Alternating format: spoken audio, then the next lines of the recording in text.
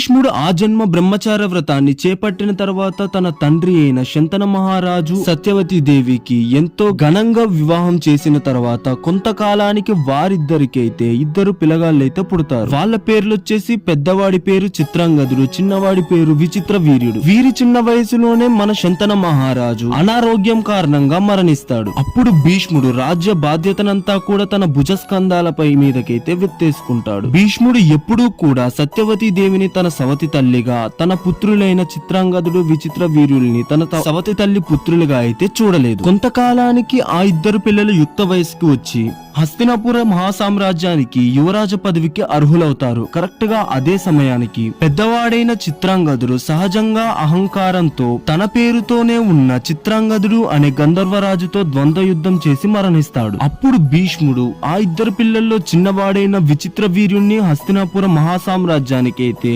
యువరాజుగా ప్రకటిస్తాడు. కానీ విచిత్ర వీర్యుడైతే ఆ సింహాసనానికి అర్హుడు కాదు, అంత సామర్థ్యం లేనివాడు. యువరాజ సింహాసనంలో విచిత్ర వీర్యుడు కూర్చున్న కూడా రాజ్యభారాన్నంతా కూడా తన మీద వేసుకొని భీష్ముడు రాజ్య కార్యాలనైతే చేస్తూ ఉంటాడు. భీష్ముడి సారథ్యంలో ఆ రాజ్యంలోని సిరి సంపదలు ఎన్నో వేల రెట్లు పెరిగాయి.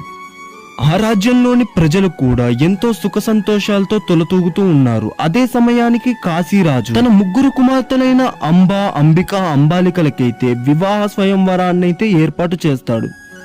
ఈ ముగ్గురు కుమార్తెలు ఎంతో సౌందర్య రాశులు. వీళ్ళ కోసమైతే ఎంతో మంది రాజులు ఎంతో దూరం నుంచి ఆ స్వయంవరానికైతే వస్తారు. అదే సమయానికి ఈ విషయం తెలుసుకున్న భీష్ముడు ఆ ముగ్గురు కుమార్తెలనైతే తన తమ్ముడైన విచిత్ర వీరుడికిచ్చి పెళ్లి చేయాలని నిశ్చయించుకుంటాడు. దీనికోసం భీష్ముడే స్వయంగా ఆ స్వయంవరానికైతే వెళ్తాడు. భీష్ముడు ఆ సభలోకి వచ్చి ఆ ముగ్గురు క్షత్రియ కాంతలనైతే తన రథంపైకి ఎక్కించుకొని ఈ ముగ్గురు క్షత్రియ కాంతల్ని క్షత్రియ వివాహం ప్రకారం హస్తినాపుర యువరాజైన విచిత్ర వీరుడికి అయితే ఇచ్చి పెళ్లి చేయడం కోసం తీసుకువెళ్తున్నాను. మీలో ఎవరికైనా నన్ను ఆపేంతట సామర్థ్యం ఉంటే నాతో యుద్ధం చేసి వీళ్ళని గెలుచుకోండి అని చెప్తాడు. అప్పుడు అక్కడున్న రాజులందరూ తమ తమ ఆయుధాలనైతే అందుకొని భీష్ముడిపైకి యుద్ధానికైతే దిగుతాడు. భీష్ముడైతే వాళ్ళు వేసిన బాణాలన్నిటికీ కూడా సమాధానం ఇస్తూ 2 బ్లాక్ హోల్స్ లాంటి రంధ్రాలనైతే తన ముందు సృష్టిస్తాడు. వాళ్ళు వేసిన ఆయుధాలన్నీ ఒక రంధ్రంలోంచి లోపలికి వెళ్లి ఇంకో రంధ్రంలోంచి వాళ్ళ మీదకి తిరగబడతాయి.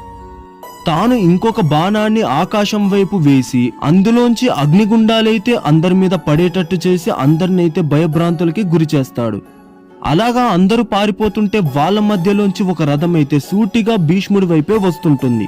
ఆ రథం మీద ఉంది ఇంకెవరో కాదు, సార్వమహారాజు. ఆ మహారాజు మరియు కాశీరాజు ముగ్గురు కుమార్తెల్లో పెద్దదైన అంబాదేవి అయితే ప్రేమలో ఉంటారు. అదే సమయానికి సార్వమహారాజు భీష్ముడి వైపు వచ్చి నీకు సామర్థ్యం ఉంటే నన్ను గెలువు అని చెప్తాడు. అప్పుడు భీష్ముడు తన వింటినారిని ఎక్కుపెట్టి ఒకేసారి 3 బాణాలనైతే విసురుతాడు. ఒకటి రథసారథికి, ఇంకోటి ఆ రథం మీద ఉన్న జెండాకి, ఇంకొకటి మన సార్వమహారాజు యొక్క కిరీటానికి తగులుతాయి. ఇంకొక బాణం ఎక్కుపెట్టేసి మన సార్వమహారాజు చేతిలో ఉన్న ధనుస్సును కూడా కింద పడేస్తాడు. అలాగా ఆ సార్వమహారాజును ఓడించి ఈ ముగ్గురు క్షత్రియ కాంతలనైతే తన రాజ్యానికైతే తీసుకెళ్లి విచిత్ర వీరుడికి పెళ్లి చేయాలని నిశ్చయించుకొని తీసుకువెళ్తూ ఉంటాడు. వీళ్ళని స్వాగతపరచడం కోసం హస్తినాపుర గుమ్మం దగ్గరే మన సత్యవతి దేవి హారతులు పట్టుకొని చాలా ఘనంగా భారీ ఎత్తున భజంత్రులతో అయితే రెడీగా ఉంటారు. అప్పుడు అక్కడికి బాధపడుతూ వచ్చిన అంబాదేవిని చూసి ఏం జరిగింది అనగా, సార్వమహారాజుని నేను ముందే ఇష్టపడ్డాను, పెళ్లి చేసుకోవాలనుకున్నాను, కానీ మీరు మధ్యలో వచ్చి మొత్తం గందరగోళం చేశారని చెప్తుంది. అప్పుడు విషయం అర్థం చేసుకున్న భీష్ముడు సత్యవతి దేవి అయితే మీరు స్వయంవరానికి సిద్ధమయ్యారని తెలుసు కాబట్టి మీ మనసులో ఎవరు లేరు అనుకోనే మిమ్మల్ని మేము గెలుచుకున్నాం తప్ప మీకు ఇలాగ వేరే వాళ్ళంటే ఇష్టం ఉందని తెలిస్తే మిమ్మల్ని మేమైతే తీసుకువచ్చే వాళ్ళం కాదని చెప్పారు. అప్పుడు సత్యవతి దేవి నీవు ప్రేమించిన ఆ సార్వమహారాజు దగ్గరికి మీరు వెళ్ళొచ్చు అని చెప్తుంది. అప్పుడు ఎంతో సంతోషపడ్డ అంబాదేవి సార్వమహారాజు దగ్గరికి వెళ్ళగా సార్వమహారాజు నిన్ను ఇంకొకరైతే స్వయంవరంలో యుద్ధం చేసి గెలుచుకున్నాడు, ఇప్పుడు అతను భిక్షగా పడేసిన నిన్ను నేను పెళ్లి చేసుకోలేనని చెప్తే అదంతా వచ్చి భీష్ముడికి సత్యవతి దేవికి అంబాదేవి చెప్తుంది.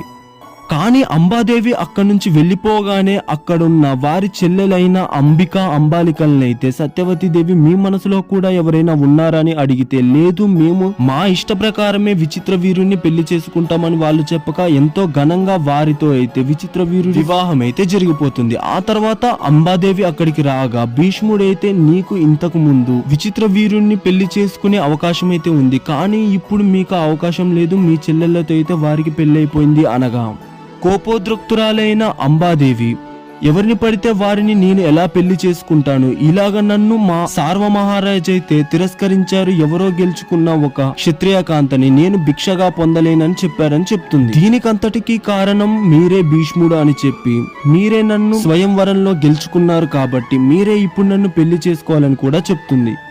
అప్పుడు భీష్ముడు నేను ఆ జన్మ బ్రహ్మచారి వ్రతాన్ని చేస్తున్నాను, ఇప్పుడు నేను ఎవరిని పెళ్లి చేసుకోలేనని చెప్పగా అంబాదేవి అయితే ఆ మాటలు ఏవి పట్టించుకోకుండా మీరు నన్ను స్వయంవరంలో గెలుచుకున్నారు కాబట్టి మీరే నన్ను పెళ్లి చేసుకోవాలని చెప్తుంది. అలాగా ఎంత చెప్పినా కూడా భీష్ముడైతే ఆ పెళ్లి ప్రస్తావనని తిరస్కరిస్తూనే ఉంటాడు. అప్పుడు ఎంతో కోపోద్రక్తురాలైన అంబాదేవి అక్కడి నుంచి వెళ్లిపోయి ఎలాగైనా భీష్ముడి మీద పగ తీర్చుకోవాలని నిర్ణయించుకుంటుంది.